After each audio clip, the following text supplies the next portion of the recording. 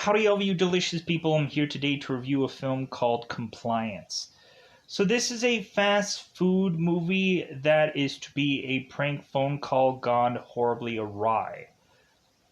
And so, this film kind of gives us the lesson of really just like,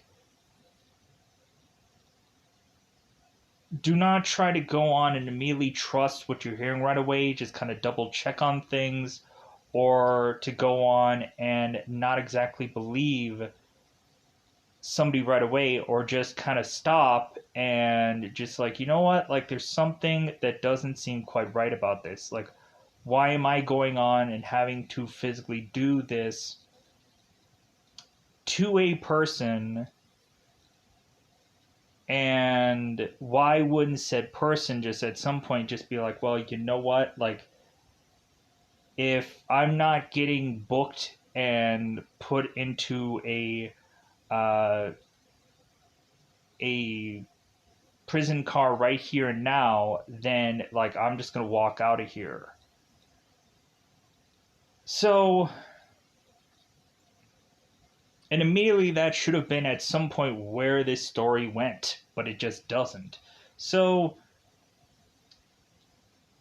honestly, I didn't know how all of this was going to play out, but the further and further I got along in the movie, I was just like, well, okay, man, does this story get very dark? And to the point of it just like, I'm just like, man, like this movie, I can't believe that this is a true story. I just can't. But it seems that the further and further on we go into this film, yeah, like it's inspired or based on a true story, and I can't believe it. I just can't. But within this film, yeah, like, so, because I was just like, I was just baffled by this film, and how at one point we just don't have anybody who is to just say, like, no, like, or stop, or I've had enough here. And like this just continues to just go on and on and on. So hopefully, I'm assuming a lot of these names were probably protected for any of the victims in this story, or had to, of course, be changed because this is supposedly based on a true story. So, really, at the end of the day, this movie technically has a message to, like, I think now, like, this movie is kind of technically outdated because we end up getting a lot of scam calls and a lot of robocalls, and it just comes down to like one little thing, and then all of a sudden you get like 10 calls a day that are all like these 1-800 numbers from some place somewhere, just wanting to desperately tell you, like, oh, you have this or you have this debt, and you're like, no, like, nope, don't have that at all. Thanks for calling, though. I don't know what you're talking about, but nope, not me. Because immediately you would probably have my address. You would have sent me a thing in the mail by now. No. So goodbye. Uh, so, or really, like, if it was really all that dangerous or important or whatever, like, you would be at my home and taking me away.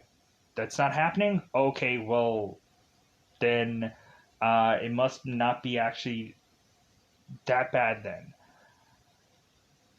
I would also have gone on and had a moment where, like, I had gotten like propositioned by some email thing somewhere, where I eventually found out the more and more I started to poke away at it, the more I was just like, wait a minute, like this like place didn't even say like where they're from, who they were, nothing. And so I was just like, well, like that's, and then when I started to question that, the more it started to unravel. And so yeah, so really go on and like don't trust everything right away. Just kind of double check on things and reconfirm things, and then go from there.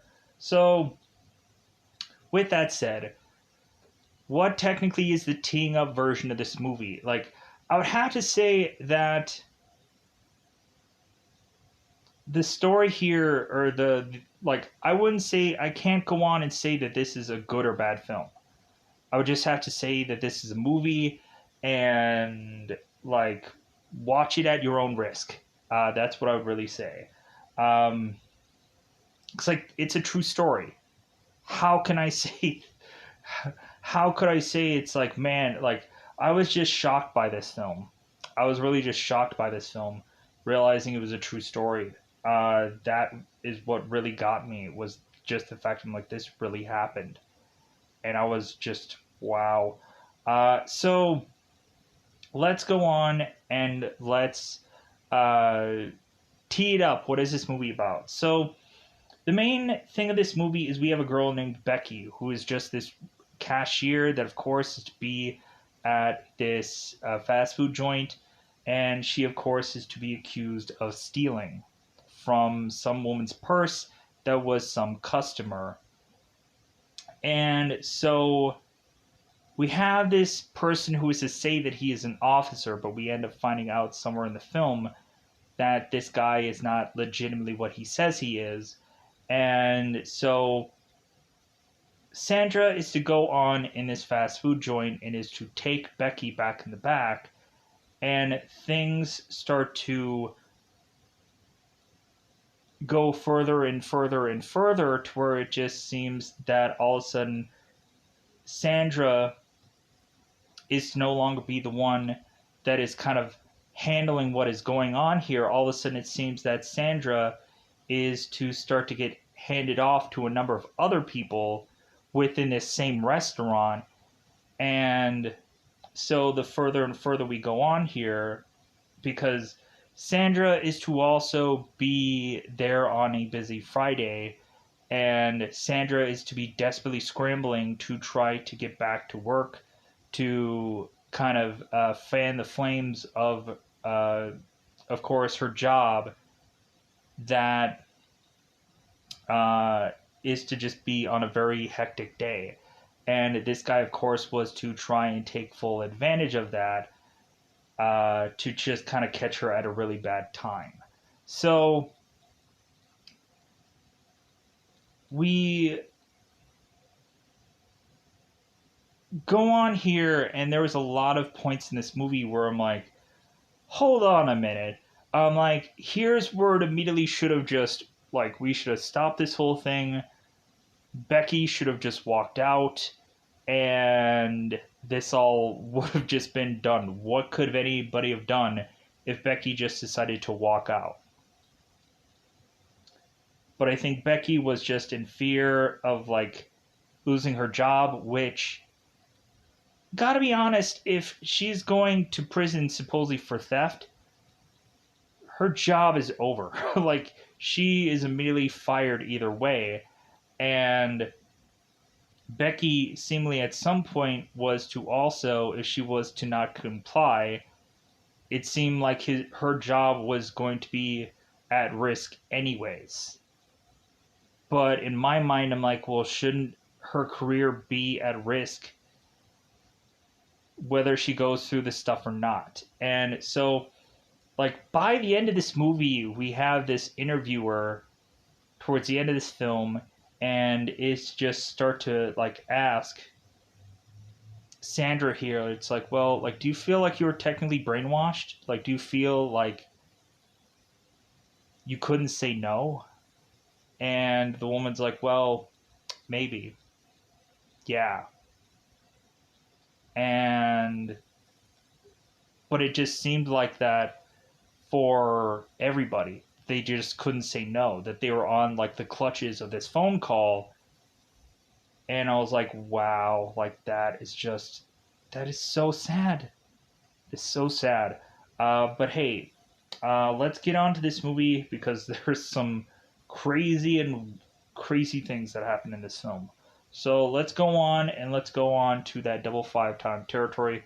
Let's just go into spoilers because it's about that time to just go into spoiler time. Spoiler time. It's about that time we do spoil this movie. So like one thing that I also gotta say, it's like you also like there's a number of times where you'll get these certain comments and certain things, and certain you always have to kind of take them with all a grain of salt to just be like, oh, like maybe this is a bot, maybe this is a whatever. Um, And so a lot of times when you're thinking like, oh, you're getting like complimented, or oh, this is a nice gesture that someone actually says this, you go on and then you turn around and you find out that the person actually isn't a real person. That's the sad thing, but it's true. So, because you don't know any better at first, and then it's like, oh yeah, like that is a bot, or oh, that is a whatever, and then you just kind of go on and be like, okay, I guess that those exist too. So let's go on and let's talk about compliance. Let's go into spoilers. So Sandra in the beginning of this movie is to come into work and find out that a freezer was open. I'm like, shouldn't like an alarm go off if there are certain like things that aren't closed? Because immediately I've gone on to work in a I've kind of been in the behind the scenes and stuff like that of a lot of fast food joints and restaurants, and because my mom used to work in one. And so like there'd be times where I just kind of go on and kind of stay back as my mom is kind of closing up work, because she like used to go on and like do these manager duties. And it would seem that like their alarm system would go off like if certain freezers were open and stuff like that. So there's so much about this where I'm like, this movie kind of does feel outdated, but I'm not quite sure when exactly this story was done. And it could have taken a number of years, anyways, to sell this story somewhere. So we go on and we have $1,400 of supposedly bacon or pickles and maybe something other than that, kind of be flushed down the toilet to be basically thrown into the trash, because the food had gotten spoiled. I'm like, shouldn't there have been a lot more stuff in that freezer to have just gotten ruined? But I guess that's like the main thing I guess they had in that one room that really was to be like their high end thing that they like, oh crap. So we go on to this story, and so now Sandra is to scramble to get this like last minute supplier to drop things off, and we have this supplier that's going on to Sandra and saying like, wait a minute, like you guys don't have bacon, like you guys are effed. It's like it's a burger joint. Like I don't know how many times, because I've worked briefly at a Subway.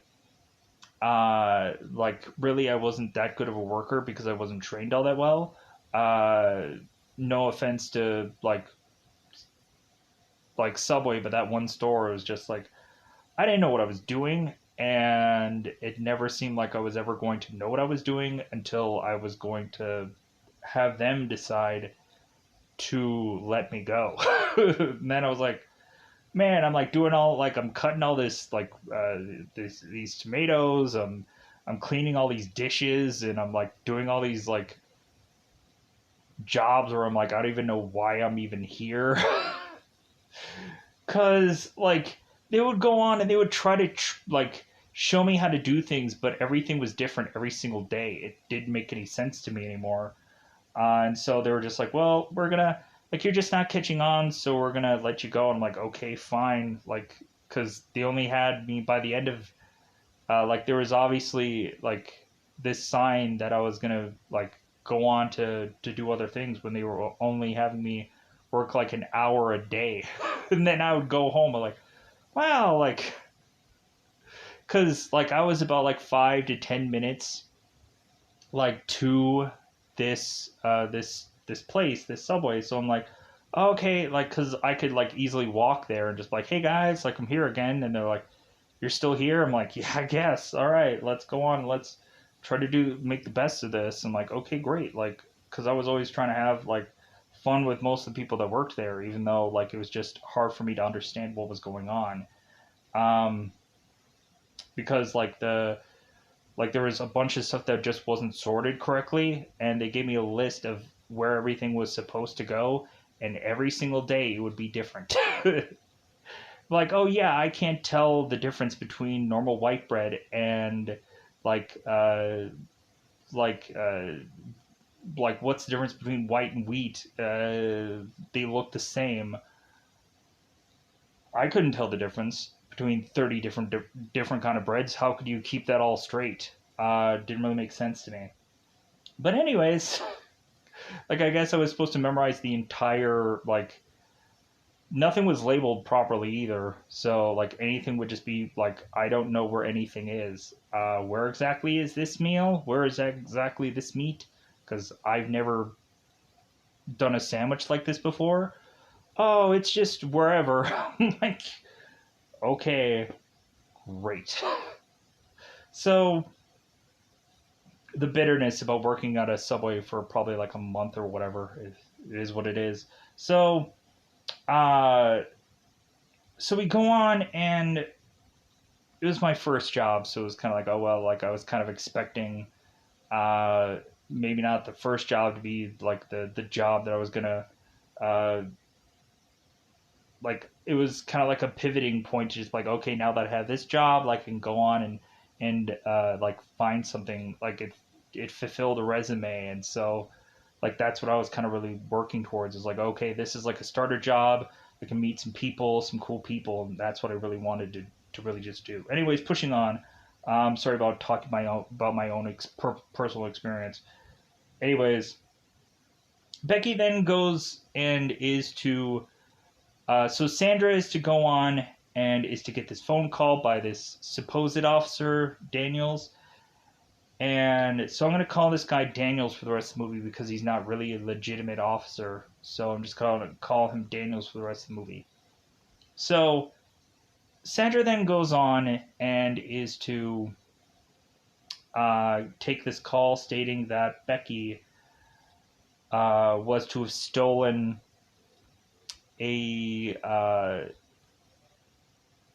money out of a woman's purse.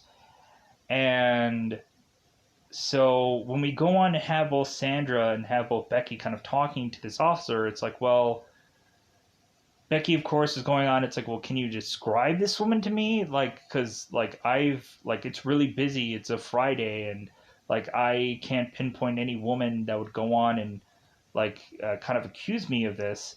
Like Becky is kind of like double thinking in her brain. It's like, well, maybe my till was short, maybe my till was more than what it was, and the officer's like, no, that's not what it was. Like this woman is accusing you of taking money from her purse, which doesn't really make sense to me, but okay, sure. So like we had a moment in the beginning of this where Becky and Sandra and Marty were talking about like boyfriends, and it seems that Becky is to have a number of boyfriends, and like she's kind of just running through them like tissue paper.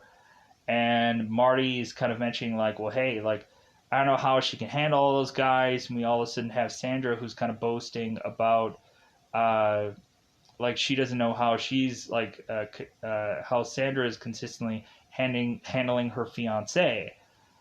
And so Marty's like, well, wait a minute, like, so you guys are actually engaged? And like Sandra's like, well, no, I think it's gonna happen. I'm like, so much about this right at the like this conversation was like really cringe. I'm like, is this really like a conversation that would happen in the workplace? Like, I know there's a lot of times where like you kind of get girl talk, and like there's stuff where I would just immediately go on of like, and I would go through a workplace and just kind of in my brain just be like, is this serious conversation that we should be having?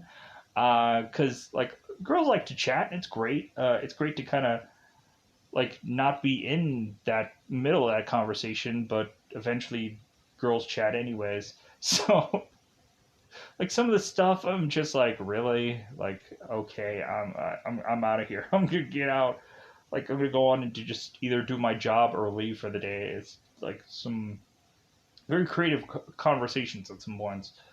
But anyways, so we go on and we have Becky who's on the register, and we have some kid on the register, and like it's kind of weird because we have her, and I'm like, how is it that this guy is to know that this girl is, of course, like working on this day and everything like that? I think he probably just goes on and consistently is to assume that there's certain girls working certain registers, and like I don't know, maybe he goes on and does stakeouts. I don't know, it's weird. So we go on and have Daniels, It is telling Sandra that this girl is stealing from off this purse. And so, really, the first thing that Daniels is to say, it's like, well, yeah, like it seems that we have a really busy like officer day or police day, and so we're gonna try to send a car out to pick this girl up. And so Daniels is going on and saying, it's like, well, hey Sandra, can you go on and like watch over Becky, and can you start like checking her pockets to make sure that she didn't steal this money? So Sandra goes on, and of course is to tell uh, Becky here to like, hey, like, can you like start like pulling things out of your pockets? And so Becky is to go on and start pulling things out of her pockets, and she has like one pair of pants that are kind of like fake pockets because she uh, like all of the rest of her like clothes are just kind of like they're not clean. And I guess that's not the approved work attire, but I guess like probably this girl's shifts are probably so short they probably don't even really realize. So there's a lot of people that probably have really short shifts, and so they would just go on and just kind of come in there and whatever. And a lot of those people, you would start to see them eventually kind of getting to the point of like, well, yeah, like we're probably gonna like call this person to have them just kind of like be done. Um, so Becky goes on, and so we of course have it where Sandra uh, is to have this officer saying like, well, you know what, like we don't really trust this girl is to just kind of have like this is to not have this money because all this girl has is her like cell phone in her pocket. So we go on and we have Daniels telling Sandra, it's like, well, hey, how about you go through her cubby and look through her purse. And so now Sandra is going and taking Becky's purse and thumbing through it and asking how all of these things unzip from this girl's purse. And if I would have been like, if I really would have been Becky at that point, that's when I would have just took my stuff and left. But we carry on here because Becky just doesn't want to lose her job and she's innocent in all this. So I guess it was just trying to prove her innocence, and it just keeps spiraling out to where the story is to go on and head here. So it seems like they can't find any of the money from either this purse or on Becky. So like now we go on and we have this officer who's saying it's like, well, like, you know what, like my hands are tied here, like we're far too busy. I'm like, well, this guy's on this phone for I don't know how long now. You would have thought that this guy would have easily like swung by and said, yeah, I'm gonna end this phone call here and I'm gonna go on and just like swing by, pick this girl up, and then swing back to my office because he's a police officer. So Daniels goes on because this is like the longest like phone conversation, and they just keep letting this go on and on and on. So Daniels is to then go on and have Sandra need to strip search Becky within the back of this office. So Sandra then goes on, is like, well, okay, like this seems like a procedural thing. And also Daniels is to like be asked by Sandra, it's like, well, yeah, like you've talked to our like district manager, right? Robbie, right? And Daniels is like, Robert? Oh yeah, like I talked to him. It's like, oh my god. So like this girl didn't ask what the name of the district manager was. She just asked like, man. So there's so many like slips here where I'm like, man, you could have caught this guy possibly at any moment with him kind of tripping over stuff, but no, you kind of instead of like you kind of gave him like another way out to kind of have you be more convinced that this guy is to be the up and up. So Sandra goes on, and so she decides to just start like, okay, girl, like take off all your clothes, and Sandra is have Marty come in there and just kind of supervise on this search because we have to have more than one person who is kind of searching this person. Which I'm like, well, yeah, you kind of have that with like security where when you're going on and like patting somebody down, like you have another like person in there to kind of supervise on something, so like they could be a witness to showcase that like, yeah, like because a lot of security stuff like you would need to go on, and I've been witnesses to guys who brings people in and like report them for theft, and like I kind of go in there witness and what's going on, because like I've been friends with a lot of the security guys, and they're really good guys that work really hard and probably don't get a lot of money also with what they do. So we go into this story, and so Becky then is to be left with her undergarments. And so the girls are just like, well, like, yeah, she doesn't have anything. Like, her clothes, there's nothing. We don't see any kind of hidden anything anywhere. And Daniels is like, well, that's not good enough. Because there's sometimes where people can have, like, hidden parts even in their undergarments. And so, like, even those, take them off. And Sandra's like, seriously? And the guy's like, yeah. Like, yeah, like come on, like you're gonna do me you're gonna really help out this police department if you go on and do this search. So Sandra goes on, is like, okay, like he's asking even further to just like undergarments. So Becky is to comply, and so Marty goes on and is to give this girl an apron, so at least there's something covered up here. And so like things are like starting to get busy, and so we had this officer, and like Sandra's like, well, hey, like our day is really starting to get busy here, like are you anywhere close to this store like to come on and pick this girl up? And now like Daniels is changing his strategy, because of course Daniels is to go on and talk with Becky, and Becky is to mention that this officer is trying to say like, oh well, like I'm sure like a member of your family probably has like a past record, and I can see it right here.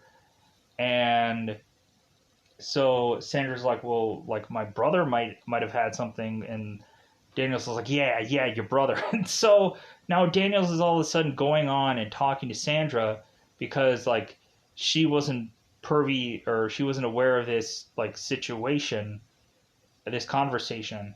And so Daniels is all of a sudden going on and telling Sandra that they're going on doing this search of her brother's house to try to find all this illegal activity, and say that this guy was to have like done all this like weed and stuff like that. And we have it where it's possible that Becky could be tied to this somehow, that she could be some dealer. And I'm like, wait a minute. So like we go on to just have this being like a pickpocket thing, to have it all of a sudden turn around and just have this be a like, okay, well now like it's not only her but it's also her brother. I'm like, I would just be like, I don't care at this point. Like, so you're just going on and like you're saying the reasoning for you not coming to this place is because like you're going on and trying to find other cases besides this one case. Does this not make sense? No, it doesn't. So, but Daniels is to go on and mention to Sandra that Daniels does not want Becky to get anywhere near her clothes and her items. So Daniels goes on and tells Sandra to put these items in her car. And I'm like, why wouldn't she just put it in some vault somewhere, or some like, so much about this just feels so, like just so like why were these people so easy to just give in to all this? And so we go on, and now we have it where like Sandra is begging to this guy because it's like, hey, like this store's getting really busy. When are you gonna get here? Because like this store is really busy. And so we of course have Daniel. So like, well, I completely understand that. Is there possibly a a lower runged kind of man that can go on and supervise like Becky while you're going on and doing your job? And so Sandra is like, well, yeah, like there's like this guy named like Kevin, and Daniels is like, well, yeah, like I'll have him come in here, and like I'll let you go throughout your job until I can get my way to arrest this girl. So all of a sudden now Kevin is on the phone with this guy, and Kevin, of course, like seemed really nice to Becky, and so Kevin, of course, was to try to be this nice guy, and so Kevin, of course, was talking to this officer, and the officer is going on and saying like, well, like it seems like this girl is to be a person that we kind of have to like have you go on and like we have to like have this girl be searched. And Kevin is like, no, like I'm not searching this girl, like I'm just like a low guy in the totem pole here. And like we have this guy who's like, well, I'm a police officer, I'm telling you to search this girl. And he's like, no, like I'm not going to do this, like this seems bizarre. And so Kevin, of course, is going on, and he's like not willing to do anything that this guy wants. And so Kevin is having like Sandra come back in there and like you deal with this guy. And so Sandra's like, well, like, hey, like what's going on here? And so Daniels is telling Sandra, it's like, well, it seems like this kid wasn't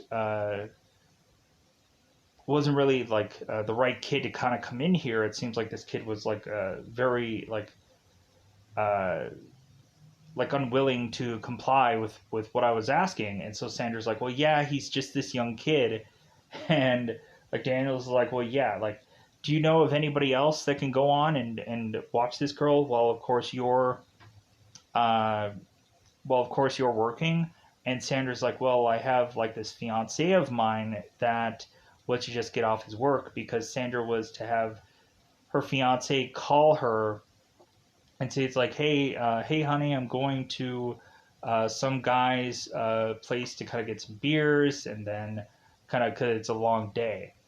And so then we go on and we have, of course, Sandra's fiance that drops into the store, and now all of a sudden, now this guy is watching over Becky. And so now we have Daniels who is now like talking to of course Sandra's fiance, and he is probably pretty wasted and pretty drunk, but that's not really an excuse. So, and I believe this guy's name is Van. So we go on into this story, and so Van, I guess, is to really go on and like do seemingly what this officer asks, because this guy is drunk, and like it seems that Daniels is to go on and convince this guy to do these things, because Daniels is to immediately even like say to this guy, it's like, well, hey, like did you throw back a couple of beers before you got here? And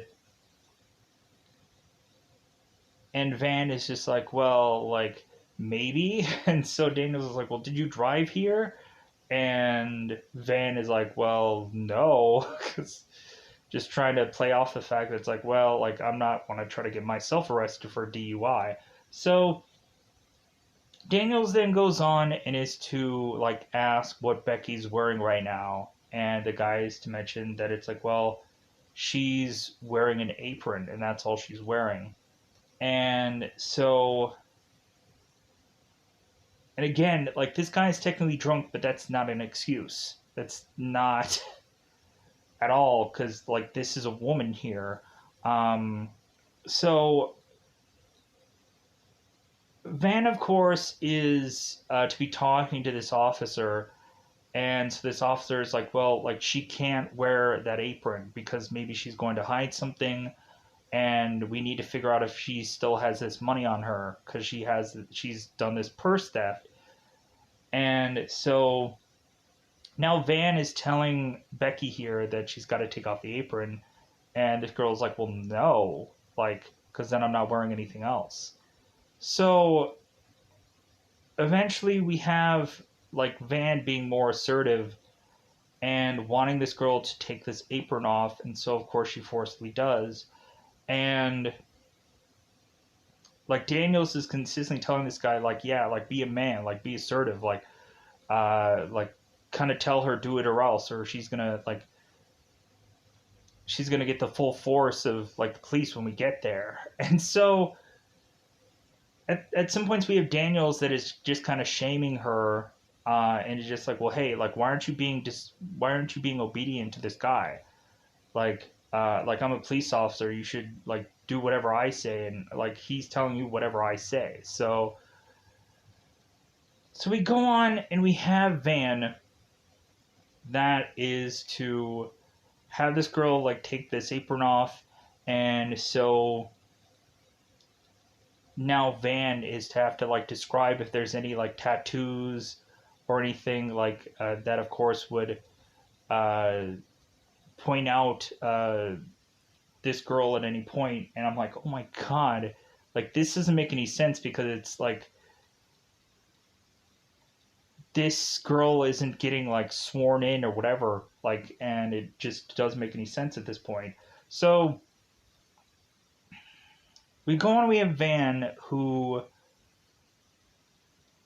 is just kind of mentioned like, okay, well, it seems like this girl is kind of average, so on and so we then go on and have it where, since this girl, like there might be some kind of secret place that this girl is still hiding this money, and so really we have it uh, where Daniels uh, is telling Van here to have her do jumping jacks. Maybe something will shake out. And so Van, of course, is telling her to do jumping jacks, and so she goes on and does it. And so then after this, it's like, it really feels like Daniel could go on and make these people just do anything. And so Daniels at this point is to go on and say that it seems that Becky has been very disobedient, and Vaughn should take the full force of the police office and go on and discipline this girl, which I won't get further into that. Uh, so all of a sudden, at some point, we have Sandra, who is to finally come back into this back office after it seems like it's been a while still that this girl is still back here. And by the time that Sandra comes back, it seems that Van is having to forcibly check somewhere, um, that, of course, Becky is to shy away from when Sandra is to be in the office. I'm like, oh my god, like, and to think about like this movie, and to have there also be camera footage of this whole entire thing, and that eventually the police go on and take this camera footage and use it against all of these people. So Sandra's to go on and still like get to the phone. I'm like, man, like how long is this gonna take? Like this guy's been back here and we've been with this for. And Daniel's like, well, I'm sorry, like we've just been so busy, and it just like case just keep leading to case. So we're gonna come to her and we're gonna get her. So this girl has been back in the back for a number of hours at this point, and all she has on is this apron. So it really just gets to the point of us possibly seeing certain scenes where now Daniel, I guess, is forcing Van, who is still this drunken guy, but that's no excuse.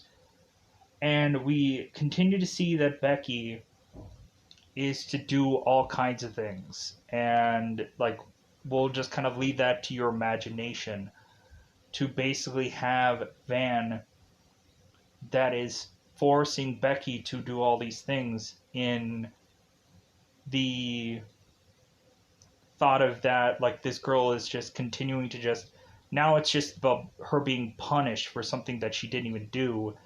And this girl is getting very, very frazzled at this point of a number of people who are to go on and see this girl. And so Van is to run off. Van is to finally just be like, you know what, like, I can no longer talk to this Daniel guy. This guy's pushing too far. And so Vaughn goes on and just to hand this phone off to Sandra, and he's to completely leave. And so Sandra is going on and like, well, hey, like, what happened here? And so nobody's saying anything. So Sandra all of a sudden is to have another worker that I think kind of comes like during the late nights, and this guy is to have to go on and like watch over this girl. And it seems like this guy is to have kind of a little bit more faculties than the other guy did. And so all of a sudden this worker is now having this phone with this detective or this Daniels guy. And so throughout this movie we consistently see Daniels is going on and like he's just consistently going through this place, kind of making this jog, doing all these things, talking to these people. And at some point we even have it where his burner phone runs out of minutes and he's like scrambling to go on and get these cards to go on and continue talking to these people. And so it's like, well, yeah, like that makes a lot of sense because this guy has a burner phone with minutes. And so like this whole thing has gone on way longer than we would have necessarily thought it would be, and probably this guy like wasn't even thinking about it, but to just see how far he can push this. So really I just want to like, for the girl who is kind of affected by this, I feel like just so like, I feel so bad that this was to just happen to this woman, and to have really seen like finally someone was to step in and finally just be like, you know what, like this is enough, like no, like this is wrong. And it just took another guy coming in there to that shift, and he all of a sudden was answering this call, and the officer was saying like, well, I think we need to go on and strip search this girl. And the guy was like, what, like I'm just some guy that just comes in here and you're telling me this? No. So we all of a sudden go on and find that enough is enough. And so the guy who's in the night shift is going on to Sandra and saying like, hey, this guy on this phone here, what he's asking us to do, like, does not, like, there's no reason to it. There's no, like he's basically, like, using that he's this guy to have us say that, like, we should go and do these things that, like, that this girl has kind of been frazzled enough, and this girl looks like she's gone through enough. Like, I can't take it anymore. I'm not gonna do what this girl's, like, what this guy is telling me on the phone to do. It seems unreasonable. So all of a sudden Sandra is to go on and she is to have her own private conversation with the district manager. And like the district manager is like, no, I've been home all day, like sick, and like, do you guys need me to come to the store? Like, are you guys busy? Like, what's going on? Like, I've been sick all day. I haven't called anybody from the store or anything like that. And so Sandra's like, well, so you don't know anything about a theft that we've had in the store? And the district manager's like, well, no. Like, what are you talking about? Should I come to the store? And so Sandra then finally is to answer the phone, and Daniel at this point is to realize that he like he finally got to somebody that was to go on and have this all be stopped. And so by the time that Sandra is to answer the phone, we go on and we have Sandra who's like, well, hey, like, who is this really? And Daniel's like, well, like, I would like a large Coke. I'd like a big burger and fries. Oh yeah, I'm just joking. I'm just Officer Daniels. And we realize that this girl has gone through all of this trauma, all of this like compound or compacted, uh, forced to just like be paraded around with all these eyes on her, and hopefully she went on to just sue the out of these people, because this is not only on camera, this is not only on like everything. A number of people have seen this happen, and this girl is just in this apron, and it was all because of a prank call.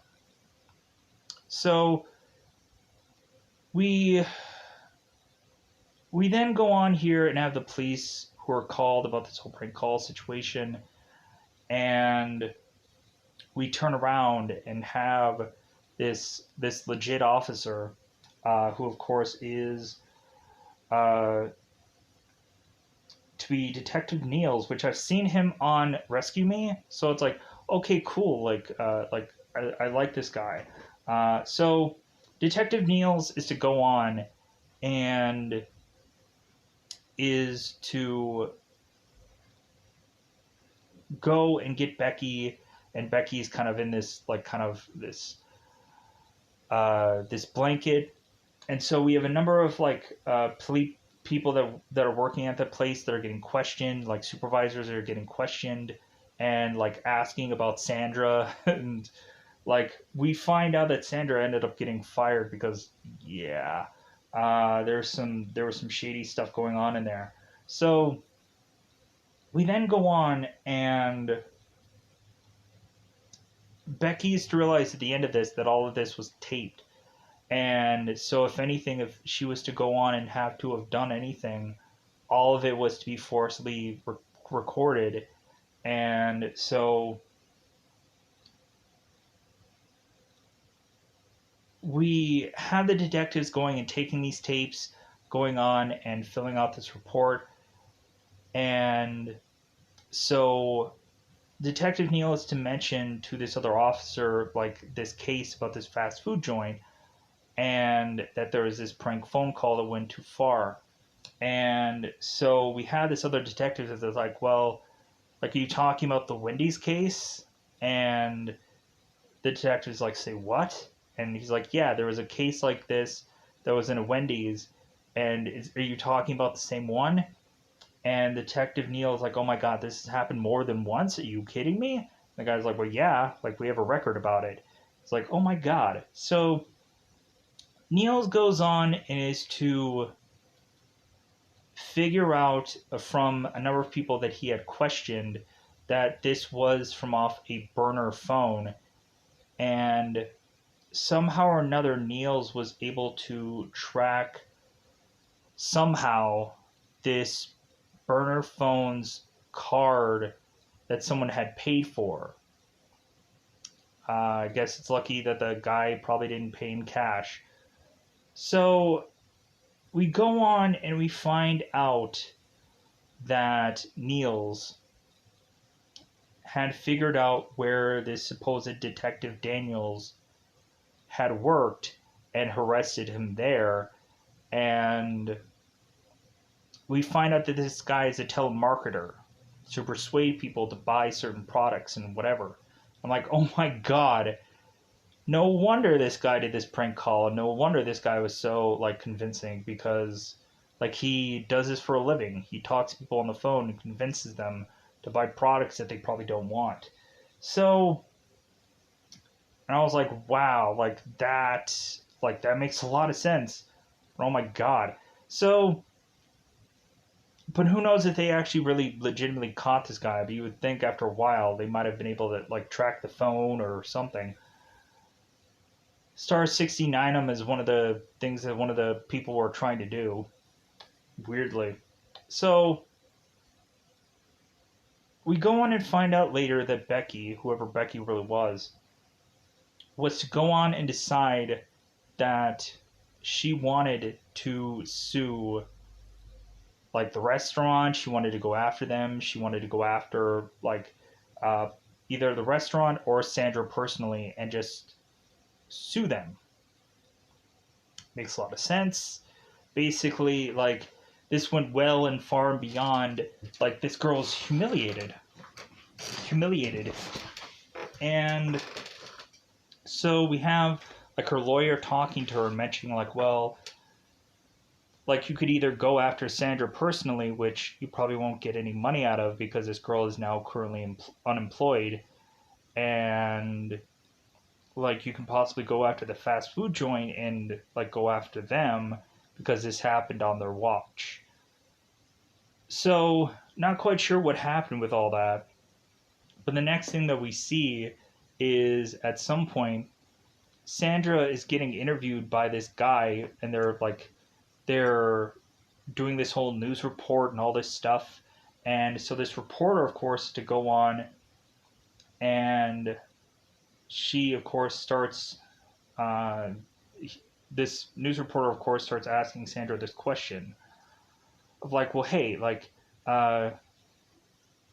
did you not feel at some point that you should have gone on and like stopped all this?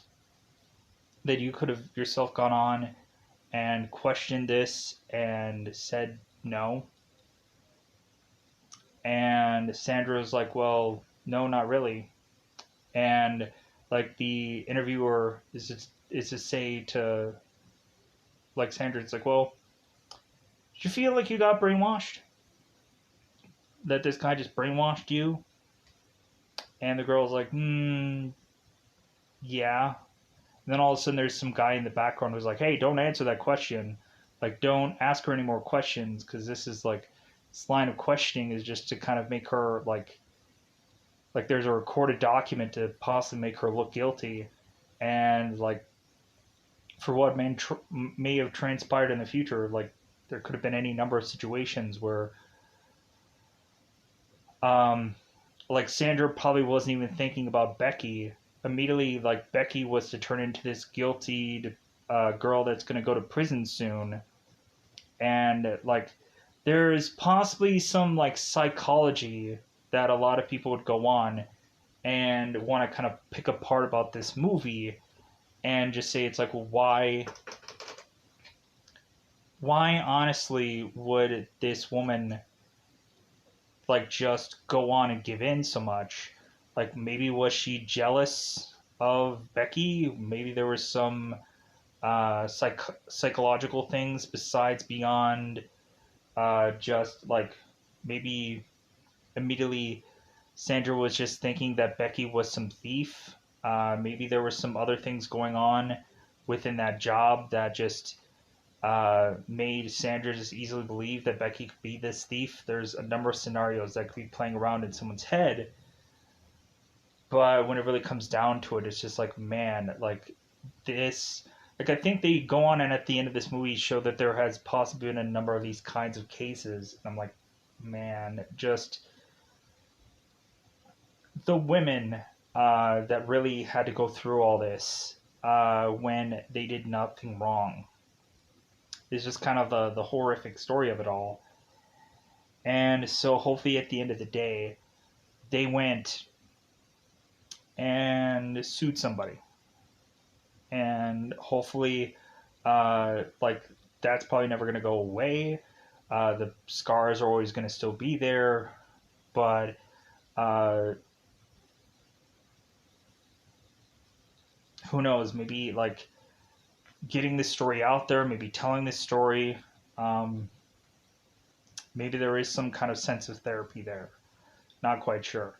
But with that said, I'm going to get out of here. Bye, everybody. Bye, everybody.